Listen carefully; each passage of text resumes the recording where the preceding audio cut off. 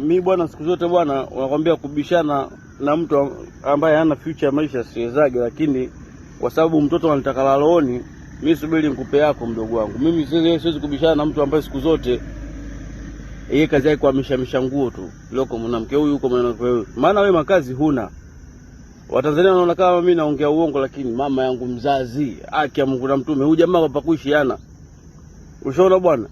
Kaachika yule mwanamke kaolewa tena kwa atembeaga magari ya babake ndo anavimba nayo. Sasa hivi kaamia jeti. Yupo mtaa jeti huko sasa hizi. Kahifadhiwa na mdada mmoja alikuwa misi Tanga.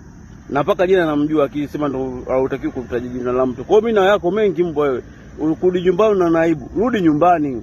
Rudi nyumbani kaombe msamaha kwa kaka yako. Maisha yako yaendelee.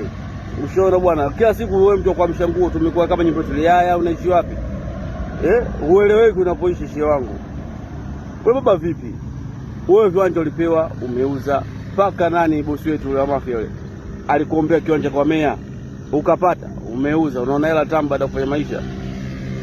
Mimi zote ninazo mbwa wewe. Alafu sasa mwisho wa siku huyo ambaye sasa hivi unamuona mbaya, hata unataka kumpa salamu utaki, huyo ndo kazi makezi yako ya yule mtoto ambaye yani wewe umemkatakata na visu, umemsikizia mbwa. Mtoto alikuwa anakufunga, mzee watu katoa hela yake milioni 10 kuizima ile kesi, hata kwenda kutoa shukrani. Mimi nakwambiaje, wewe ungekuwa Morogoro, wewe umepotea. Huku kuna watu wanaitwa wanyanywa. Hao wanyanywa hao kazi yao sasa bwana, mtu yoyote wa Morogoro ambaye haijalishi awe maarufu, ana kipato ama kuna sehemu tu sehemu anafanya vizuri, au kazi yao kwanza kumwongelea mbovu, wanataka kumshusha, kumharibia. Hao ndio watu wa Morogoro wanaitwa wanyanywa, ndio na tabia zetu huku sisi. Ushaona bwana, yani ndio kuna tabia hiyo. Kwa hiyo mwisho wa siku ungekuwa Morogoro huku usingeweza. Yani hao wanyanywa unaweza mkakaa wote hapo mnaongea, mmoja wako akitoka tu utasikia mwingine anaanza yule sasa bwana mzee, hao ni wanyanywa huko, hawataki mtu aendelee. Sasa mimi ndio kesi ningepata mimi nishapotea huku Morogoro, hatari. Yaani Morogoro huko hatari. Sasa umepata watu wanakutunuku kwa wanakupenda, maskini Mungu wa Tanga wana umoja kweli. Wanakupenda ndugu yao, kile ndugu yao wenyewe snitch. Una mbele wala nyuma. Na mimi nakwambia ukweli. Mimi nakufumua kweli yani. Wewe kama unaweza tia wino kubali bwana, sema mimi nimekuliko tayari. Mimi nakuonyesha kazi. Mimi kwanza mimi na matomoko tofauti. Na kuna picha yako moja nitakupeza chini mbwa wewe. Nitaka niiposti picha yako ile. Upo na mzungu.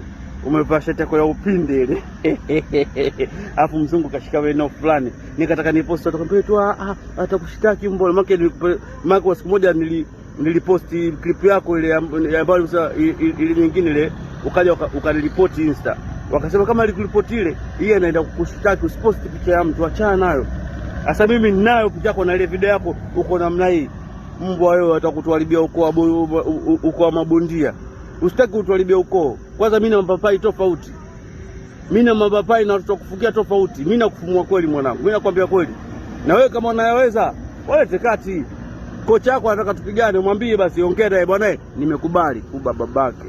Uone ninavyokufungia booster, double booster. Mbwa wewe, nakufumua kweli mimi.